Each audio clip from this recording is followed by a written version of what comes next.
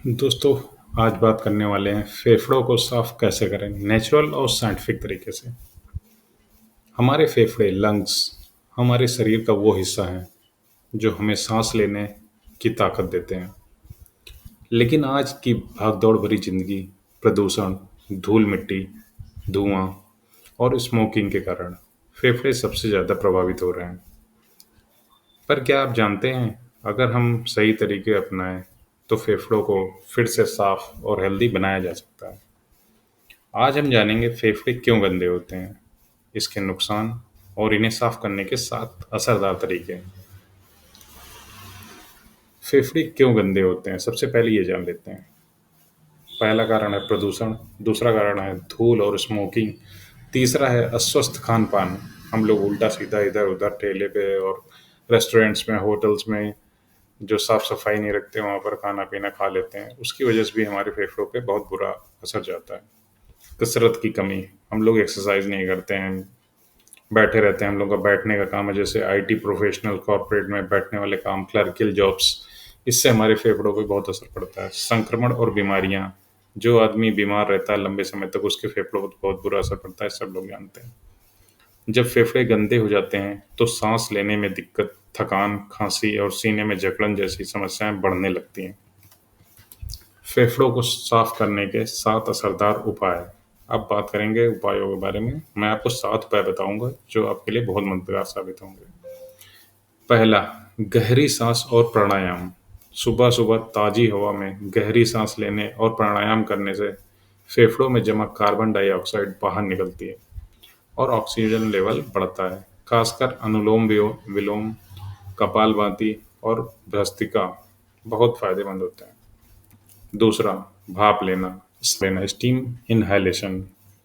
गुनगुने पानी की भाप लेने से फेफड़ों और श्वसन नलिका में जमा बलगम ढीला हो जाता है और सांस लेना आसान हो जाता है।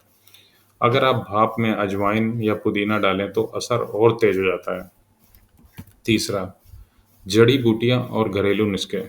अदरक सूजन कम करता है, हल्दी एंटी इन्फ्लेमेटरी होता है, शहद बलगम निकालता है, तुलसी के पत्ते इम्यूनिटी को बढ़ाते हैं। इनका काढ़ा या दूध में सेवन फेफड़ों को साफ करने में मदद करता है। एंटीऑक्सीडेंट से भरपूर भोजन।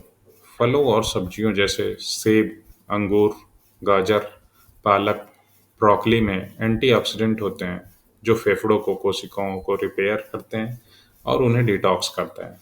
पांचवा, व्यायाम और योग। जब हम कसरत करते हैं तो सांस तेज चलती है और फेफड़े ज़्यादा काम करते हैं।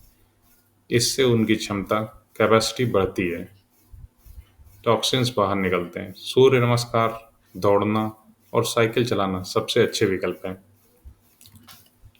6 नंबर, स्मोकिंग और प्रदूषण से दूरी। अगर आप सच में अपने फेफड़ों को साफ रखना चाहते हैं तो सबसे ज़रूरी है धूम्रपान छोड़ना और प्रदूषण से बचना, मास्क पहनना, धूल धुएं वाली जगह से बचना और घर के अंदर एयर प्यूरिफाइंग पौधे लगाना भी मदद कर सकता है।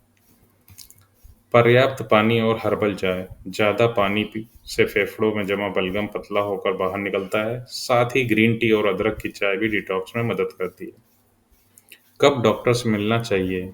अगर लंबे समय तक खांसी या बलगम आए तो डॉक्टर के पास जाना जरूरी है।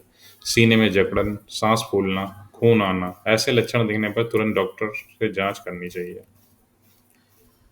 तो दोस्तों, फेफड़े हमारे जीवन का आधार हैं। इन्हें साफ और स्वस्थ रखने में के लिए हमें अपनी जीवन शैली में छोटे छोटे बदलाव करने होंगे।